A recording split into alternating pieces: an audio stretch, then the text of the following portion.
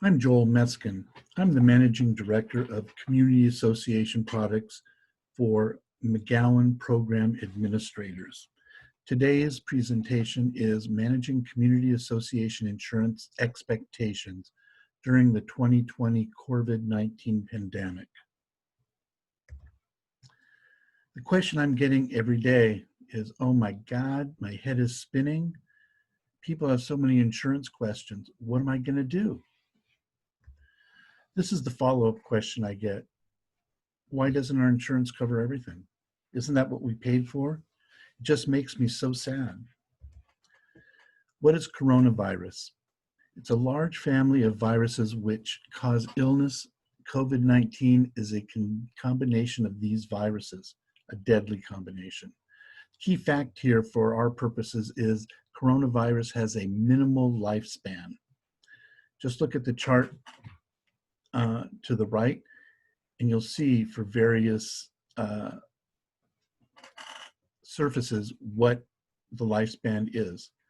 People get this, as we know, from being close contact with others, from them sneezing, coughing, exhaling, or touching something that affected individual may have touched. The community association insurance puzzle is always important to keep in mind when we're doing a risk management evaluation, because we have to figure out where might we have coverages to avoid having to pay for various things out of our own community association assets. Here we have the general liability policy, the D&O policy, the workers' comp policy, and the property policy.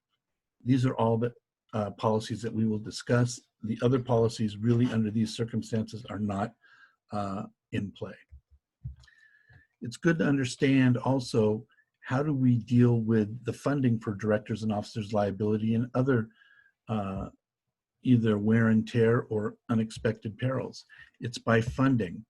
Our goal to the right is to get as much insurance and as much funded reserve studies so that we have a very small portion of the pie of self-insured funding out of the association's pockets.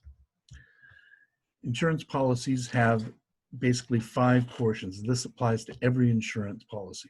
An insuring agreement, which gives you the world, a definition which defines the world, exclusions that take away part of the world, conditions, what insured must do to trigger coverage, such as paying a premium and giving notice, and endorsements which change the world, either along with the policy or subsequent to the policy issuance.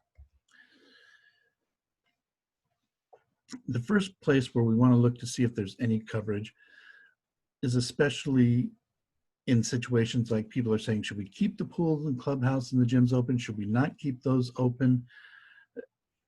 There's so many potential liabilities and such. Do we have coverage under our directors and officers liability policy? The short answer is no.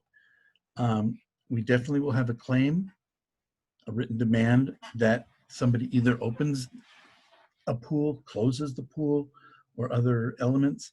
There is an insured that somebody is making allegations against, in this situation probably the board, for closing or not closing the pool.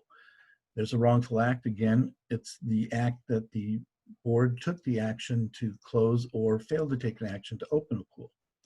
Then we have the fourth item, which is a timely reporting of the claim to the insurer. In the D&O policy, this is critical. However, at that point, even though we meet those first 4 qualifications, we hit a wall. And the wall is with the exclusions, and the exclusion in play is the bodily injury exclusion.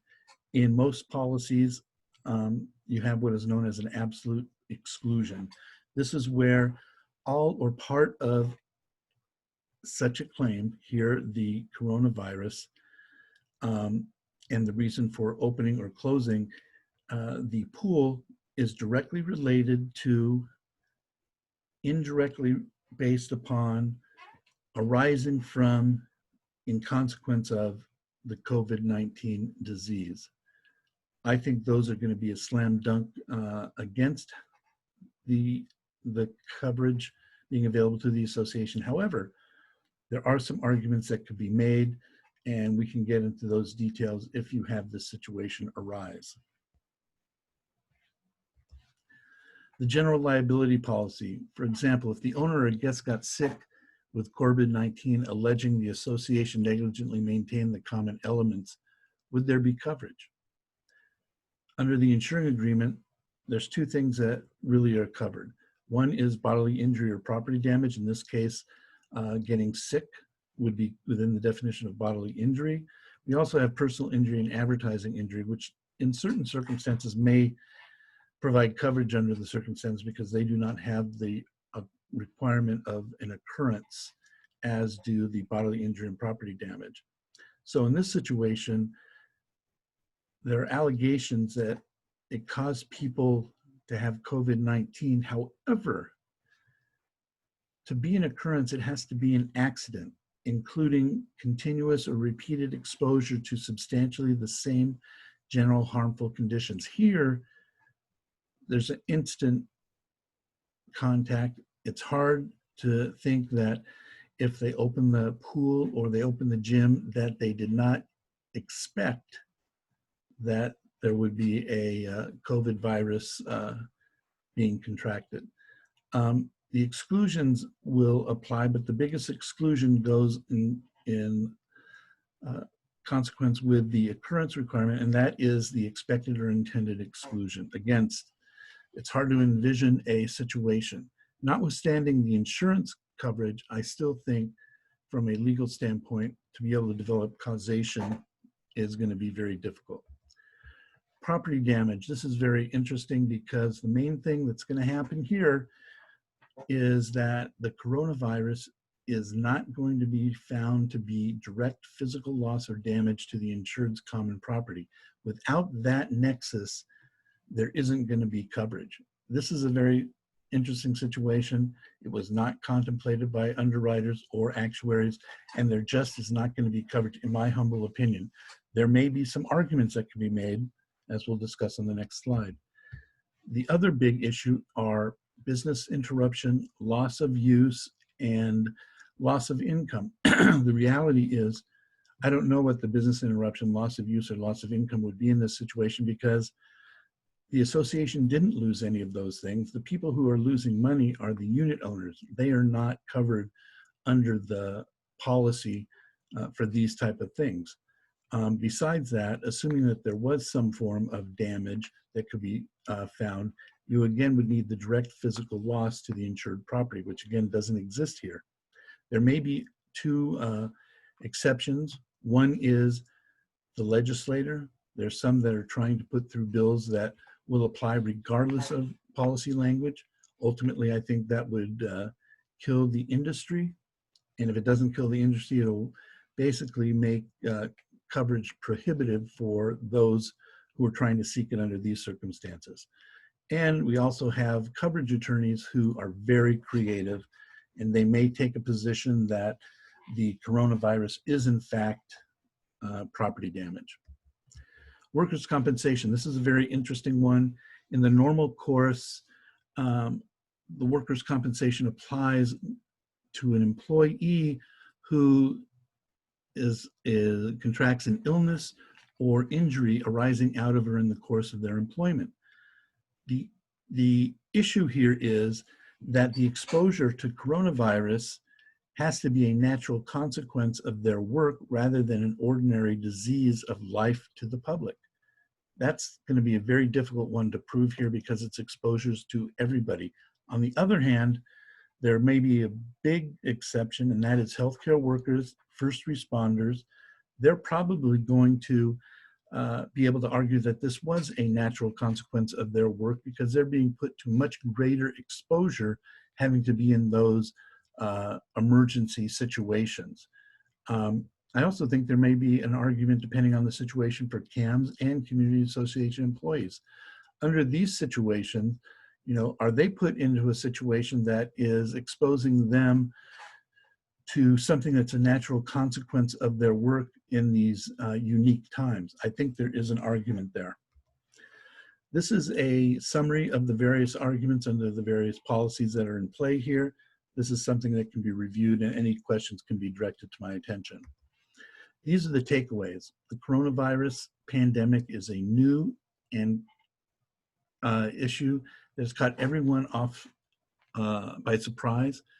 We are all trying to deal with these as best we can, but we got to be careful that this one instance, which may be a one-off situation, does not really overly impact how we look at everything else. We may just have to suck it up and live through this and pay for what we otherwise probably thought we might not have to pay under our insurance. The board's duty is to protect, preserve, and enhance the community's association assets, and that's what they're trying to do here. On the other hand, the question is, did they do so by not getting enough insurance or the right insurance? In this situation, I think most of the associations got what was available. The board is the risk manager, and they're required to do this along with counsel from their community association managers and business partners and experts. They have to sit down with these individuals and basically debrief and figure out what they can do going forward. Again, not everything is insured or insurable. That's another thing that we could have another discussion on, and you can talk to your attorneys and insurance professionals about. Also, not all insurance covers all exposures. This could be because against public policy, or it could be that the association did a cost-benefit analysis and decided they didn't want to get it. And then most alleged damages as a result of coronavirus are probably not covered by insurance. Plan accordingly. Don't feel that you're going to expect to have this coverage, because you probably won't, and the cost to try to fight that may be just way too much under the circumstances, with very little opportunity to be successful. I hope this was helpful. Thank you for listening to this presentation.